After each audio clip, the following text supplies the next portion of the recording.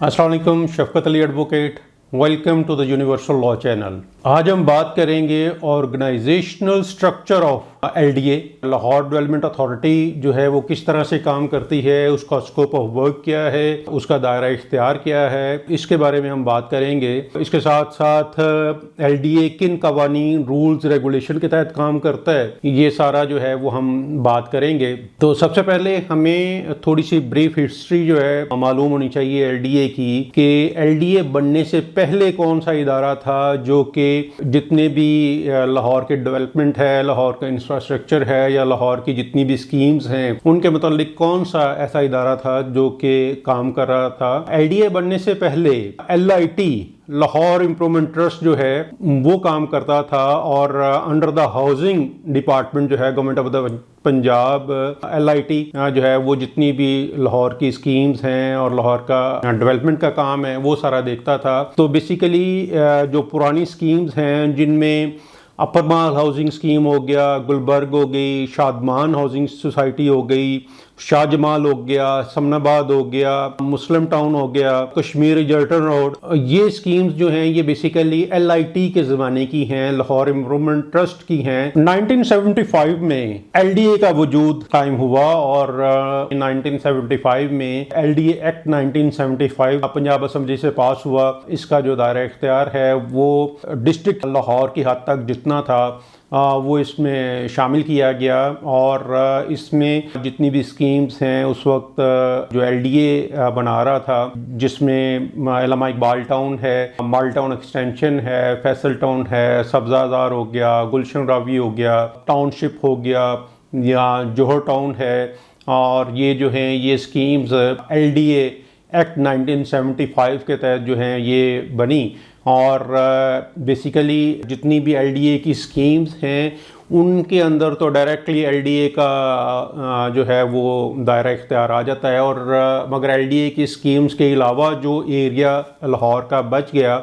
उसको LDA controlled area जो है उसके तहत उसमें शामिल कर दिया गया, और उसमें भी जितनी स्कीम्स जो हैं प्राइवेट हाउसिंग स्कीम्स बनी वो बेसिकली एलडीए के कंट्रोल्ड एरिया के तहत एलडीए ने ही उनकी जितनी भी अप्रूवल्स, उनकी एक्सटेंशन, जितनी भी कार्रवाई है वो एलडीए के तहत जो है वो सारी मुकम्मल हुई। इसके बाद 2013 में एलडीए एक्ट में तरमीम की गई और इसमें अमेंडमेंट करते हुए एलडीए की जो बाउंड्रीज हैं उनको वसी किया गया, और इसमें सेक्शन 2 जो है एलडीए एक्ट का, उसमें जो इसकी बाउंड्रीज हैं उसको डिस्ट्रिक्ट लाहौर से बढ़ाकर डिवीज़न लाहौर जो है वो चेंज कर दिया गया, यानी कि डिविजनल लेवल जो है वहाँ तक इसका दायरा इख्तियार वसी कर दिया गया, और उसमें डिवीज़न लाहौर में डिस्ट्रिक्ट लाहौर, डिस्ट्रिक्ट कसूर, डिस्ट्रिक्ट कुकाड़ा, डिस्ट्रिक्ट ननकाना साहब जो हैं वो इसमें शामिल कर दिया गया। इसी तरह से डेफिनेशन क्लॉज में कमिश्नर लाहौर जो है उसका वर्ड एड इन किया गया, और इसके साथ साथ पंजाब लोकल गवर्नमेंट एक्ट 2013 जो है उसको शामिल किया गया। इसी तरह से अगर हम एलडीए का स्कोप ऑफ वर्क देखते हैं, इसमें सेक्शन 4 जो है वो बड़ा क्लियर है, जिसमें डिफाइन किया गया है कि LDA is a corporate body to acquire and hold property both movable and immovable in the whole Lahore division, मतलब पूरे लाहौर डिवीजन में जितनी भी प्रॉपर्टी के मुतल्लिका एक्विजिशन है, उसका लेन देन है, उसकी जितना भी स्कोप ऑफ वर्क है सारा प्रॉपर्टी का, वो एलडीए जो है पूरे लाहौर डिवीजन की हद तक उसको मॉनिटर करेगा। इसी तरह से अगर हम हायरार्की ऑफ द अथॉरिटी देखते हैं, एलडीए की जो हायरार्की है उसमें सबसे पहले चीफ मिनिस्टर पंजाब जो हैं वो इसके चेयरमैन होंगे। उसके साथ अगर लोकल गवर्नमेंट काम कर रही है, लोकल गवर्नमेंट जो है वो पूरी तरह से फाल है, जो मेयर है मेट्रोपॉलिटन कॉरपोरेशन के वो इसके चेयरमैन होंगे। इसके साथ जो है वो वाइस चेयरमैन एलडीए, जिसको कि चेयरमैन या चीफ मिनिस्टर पंजाब जो है वो अपॉइंट करते हैं। इसके अलावा मॉनिटरिंग बॉडीज़ में आ जाएगा secretary housing, urban and public health government of Punjab, chairman planning and development board government of Punjab, secretary finance government of Punjab, secretary local government, community development department government of Punjab, उसके बाद commissioner Lahore division, director general LDA, additional director general LDA, chief metropolitan planner जो हैं जिन्हें हम normally CMP कहते हैं। इसके बाद आ जाएगा चीफ टाउन प्लानर जिसे हम नॉर्मली सीटीपी बोलते हैं, और इसके बाद डायरेक्टर्स आ जाएंगे एलडीए के, डिप्टी डायरेक्टर्स और असिस्टेंट डायरेक्टर्स एलडीए जो हैं। ये इसकी एक कंप्लीट हायरार्की है। इसके बाद हम डिस्कस करेंगे डिफरेंट डिपार्टमेंट्स जो हैं, जो मोस्ट इंपॉर्टेंट डिपार्टमेंट्स हैं एलडीए के, उनकी वर्किंग। तो सबसे पहले जो मोस्ट इंपॉर्टेंट डिपार्टमेंट है एलडीए का, उसमें डायरेक्टर लैंड डेवलपमेंट हैं। इसी तरह से basically director land development housing 1, housing 2, housing 3 जो है, मतलब उनको मुख्तलिफ स्कीम्स जो हैं, किसी को 3, किसी को 4, किसी को 5 डायरेक्टर्स को जो हैं वो नॉमिनेट की गई हैं, और उनकी जितनी भी उन स्कीम्स की मतलब वो पुरानी स्कीम्स हैं या नई स्कीम्स हैं, उनकी अलॉटमेंट ऑफ प्लॉट्स हो गया, ट्रांसफ़र ऑफ प्लॉट्स हो गया, उसमें auction and lease of plots हो गया, और इसके साथ जो एग्जम्पशन ऑफ प्लॉट्स जो हैं वो सारी जो है वो डायरेक्टर लैंड डेवलपमेंट देखते हैं। मैं एग्जम्पशन को जो है वो एक्सप्लेन कर देता हूँ कि एग्जम्पशन क्या चीज़ है, एग्जम्पशन ऑफ प्लॉट्स जो हैं वो क्या चीज़ है। एग्जम्पशन बेसिकली बोलते हैं जिन जिम्मेदारों का रकबा eight the time of acquisition of the scheme acquire हुआ, और उन जिम्मेदारों को एलडीए कहता है कि जी आप या तो अपने रकबे के अगेंस्ट जो है वो कैश कंपनसेशन ले लें। अगर कैश कंपनसेशन आपने नहीं लेनी तो हम आपको जो है वो डेवलप प्लॉट्स जो हैं वो ऑफ़र करते हैं, आप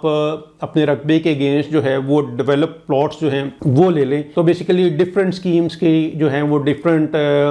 पॉलिसीज़ जो हैं वो एलडीए बनाता है। जैसे मैं एक मिसाल दूंगा कि जौहर टाउन स्कीम है, तो जौहर टाउन स्कीम की बेसिक जो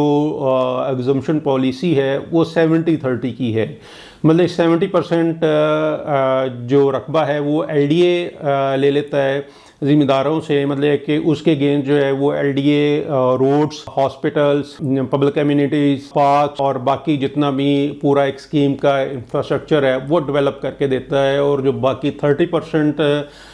रकबा है ज़िम्मेदारों का, उसके अगेंस्ट जो है उनको डेवलप प्लॉट्स जो हैं वो ऑफ़र किए जाते हैं। इसको जो है वो एग्जम्पशन का नाम दिया गया है कि जो रकबा under the land acquisition act 1894 LDA acquire करता है उसके अगेंस्ट जो है वो उनको एग्जम्पशन दी जाती है। डायरेक्टर लैंड डेवलपमेंट के साथ जो दूसरा एक अलाइड डिपार्टमेंट है जो कि बहुत इम्पॉर्टेंट डिपार्टमेंट है, वो है directorate of land acquisition collector wing जो है। लैंड एक्विजिशन कलेक्टर का जो ऑफिस है वो बड़ा इम्पोर्टेंट है under the land acquisition act 1894। Basically LAC जो है लैंड एक्विजिशन कलेक्टर, ये बेसिकली बोर्ड ऑफ रेवेन्यू का नुमाइंदा होता है,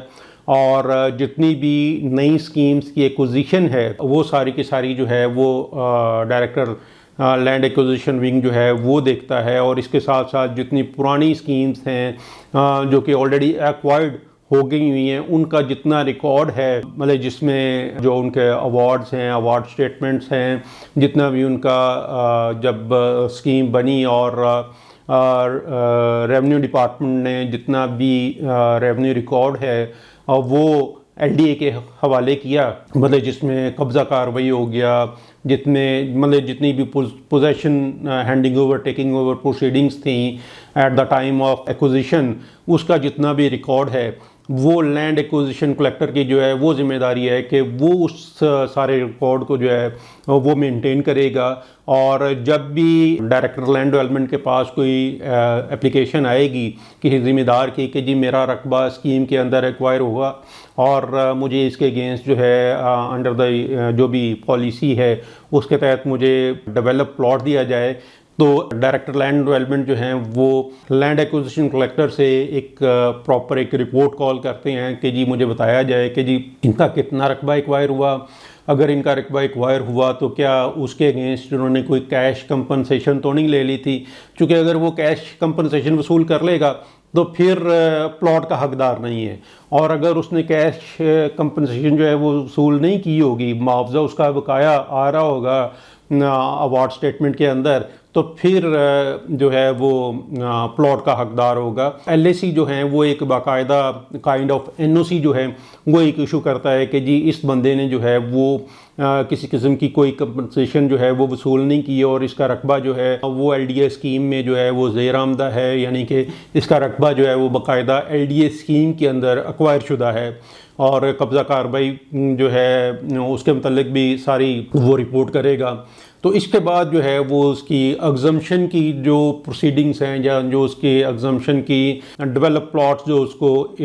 अलॉट होना है उसकी सारी प्रोसीडिंग्स जो है वो डीएलडी विंग जो है वो कंप्लीट करेगा। इसके बाद जो है वो डायरेक्टर टाउन प्लानिंग है। Director town planning basically housing scheme 1, housing 2, housing 3 जो हैं वो आ जाएंगे और in basically director town planning wing के जो हेड ऑफ डिपार्टमेंट हैं वो चीफ टाउन प्लानर हैं जिन्हें हम सीटीपी बोलते हैं। तो सीटीपी जो हैं या डायरेक्टर टाउन प्लानिंग विंग जो है वो basically LDA building and zoning regulation जो हैं 2019 उसके तहत काम करते हैं और ये LDA building and zoning regulation जो हैं डिफरेंट टाइम्स में ये अपडेट होते रहते हैं। जैसे ये अभी 28/1/2020 को अमेंडमेंट इनमें आई, उसके बाद जो है वो 17/10/2022 को जो है अभी लेटेस्ट जो अमेंडमेंट है बिल्डिंग एंड जोनिंग रेगुलेशंस की वो आई। तो इसमें बेसिकली जितनी भी residential, commercial, apartment buildings, hospital, hotels, restaurants, जितनी भी उनकी नक्शे की अप्रूवल है वो सारी की सारी जो है डायरेक्टर टाउन प्लानिंग विंग देखता है। इसके अलावा अगर किसी ने ऑलरेडी एग्जिस्टिंग बिल्डिंग्स हैं उनमें कोई एडिशन ऑल्ट्रेशन करनी है और कोई प्लॉट की डिमार्केशन का मसला है, प्लॉट की एमलगमेशन का जो है वो कोई मसला है, यानी कि एक या एक से ज़्यादा प्लॉट जो है अगर किसी ने इकट्ठे करके तो उसके ऊपर बिल्डिंग बनानी है तो वो सारा टाउन प्लानिंग विंग देखेगा। इसके साथ साथ जो है कमर्शलाइजेशन ऑफ प्लॉट्स जो है वो भी डायरेक्टर टाउन प्लानिंग की जिम्मेदारी है। इसी तरह से जितनी भी इल्लीगल कंस्ट्रक्शन है या इल्लीगल इंक्रोचमेंट है वो भी डायरेक्टर टाउन प्लानिंग विंग जो है वो उसको मॉनिटर करेगा। और इसी तरह से जितनी भी हाई राइज बिल्डिंग्स हैं उसमें अपार्टमेंट बिल्डिंग्स हो गई, उसमें कॉर्पोरेट ऑफिस बिल्डिंग्स हो गई, उसमें जो भी हमारे स्काई स्क्राइपर बिल्डिंग्स इस वक्त बन रही हैं, बेसिकली एलडीए फोकस कर रहा है कि इस वक्त जो बिल्डिंग्स हैं वो वर्टिकली जो हैं वो बनाई जाएँ, क्योंकि बेसिकली ज़मीन तो वही है जो हमारी 1947 पाकिस्तान बना और उसके बाद हमारी जो बेसिकली ज़मीन जो है उसमें तो इजाफा नहीं हुआ बल्कि जितनी भी हमारी एग्रीकल्चरल लैंड है वो कम होती जा रही है। तो इस वक्त एलडीए का मेन फोकस जो है वो ये है कि हाई राइज बिल्डिंग्स बनाई जाएं ताकि ज़्यादा से ज़्यादा लोग जो हैं वो इस्तेफ़ादा हासिल कर सकें। तो उसका जितना भी आर्किटेक्चरल, स्ट्रक्चरल अप्रूवल्स हैं वो सारी की सारी जो हैं डायरेक्टर टाउन प्लानिंग विंग देखेगा और during the construction of high rise building जो है जितनी भी सेफ्टी सिक्योरिटी के मेजर्स हैं वो सारे के सारे जो है वो डायरेक्टर टाउन प्लानिंग विंग जो है उसको मॉनिटर करेगा। इसी तरह से जो एलडीए का बड़ा मेन इंपॉर्टेंट डिपार्टमेंट है वो है चीफ मेट्रोपॉलिटन प्लानिंग विंग, जिसे हम सीएमपी विंग भी बोलते हैं। बेसिकली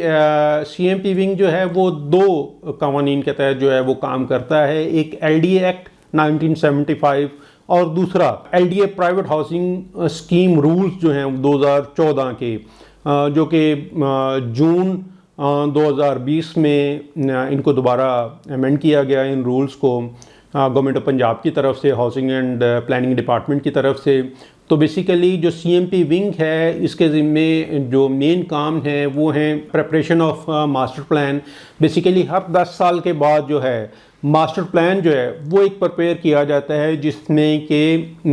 पूरे डिवीज़न की जो है वो एक प्लानिंग की जाती है कि जी पूरे डिवीज़न के अंदर कौन कौन सी जगह जो हैं वो ग्रे एरियाज़ होंगे, कौन से ग्रीन एरियाज़ होंगे, कौन से इंडस्ट्रियल एरियाज़ होंगे। यानी कि मास्टर प्लान में पूरी एक प्लानिंग जो है नेक्स्ट 10 ईयर की वो दे दी जाती है। इन एरियाज़ को डिफरेंट कलर जो हैं वो दे दिए जाते हैं, मतलब ग्रे,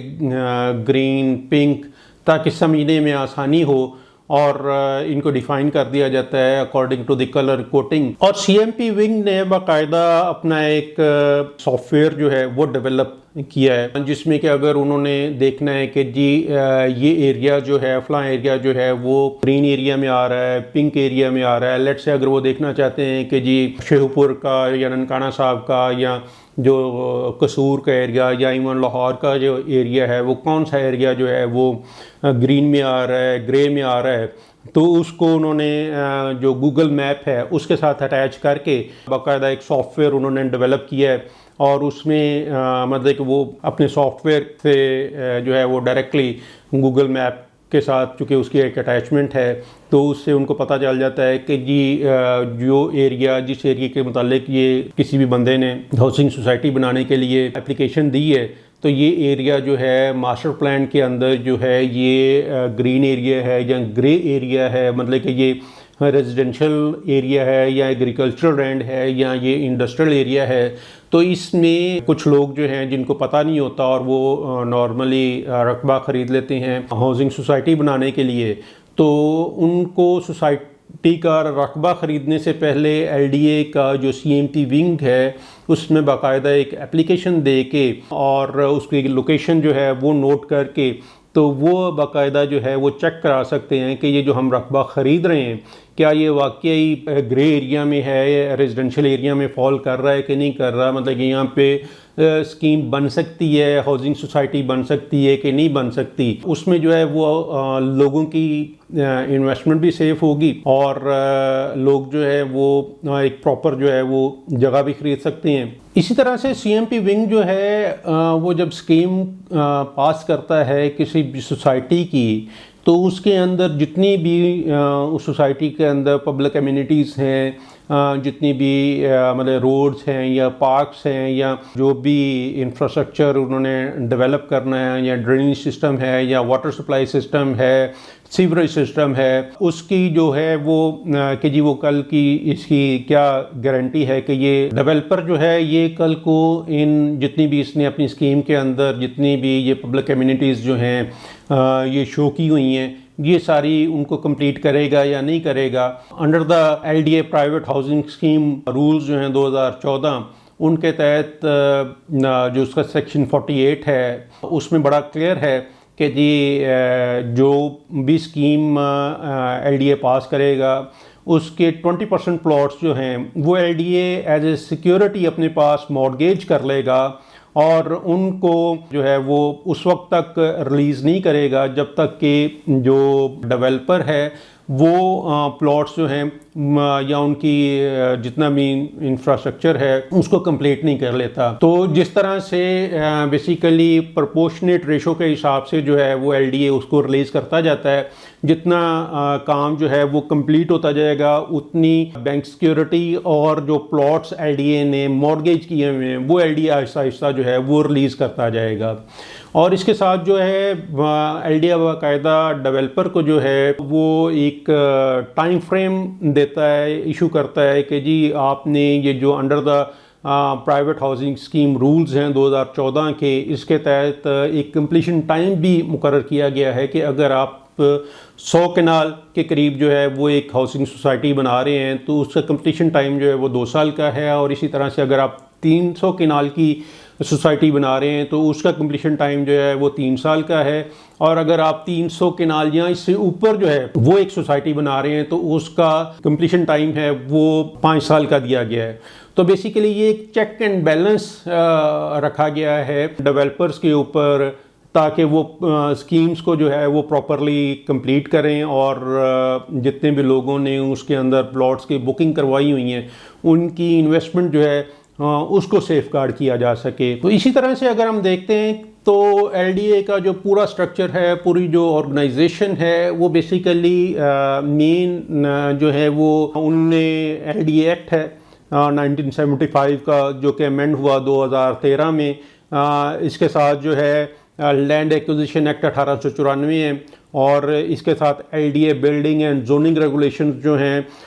2019 के जो कि 2020 और 2022 की में अमेंड हुए। इसके बाद जो है वो LDA private housing scheme rules जो हैं 2014 के जो कि जून 2020 में आके उनमें अमेंडमेंट हुई। और इसके साथ साथ एलडीए जो है वो मुख्तलिफ नोटिफिकेशंस और मुख्तलिफ स्कीम्स की पॉलिसीज़ और सारी जो हैं वो डिफ़ाइन होती हैं, वो टाइम टू टाइम जो है वो इशू करता रहता है। तो ये बेसिकली एक पूरा ओवरऑल एक स्ट्रक्चर है एलडीए का कि एलडीए काम किस तरह से करता है, इसके डिपार्टमेंट्स जो हैं वो किन किन रूल्स को, कवानीन को, बिल्डिंग बाई लॉज को जो है वो फॉलो करते हैं। उम्मीद है आपको एक अच्छी knowledgeable information regarding Lahore development authority जो है वो मिली होगी। अपना और अपने चाहने वालों का बहुत ख्याल रखिएगा। अल्लाह हाफिज़।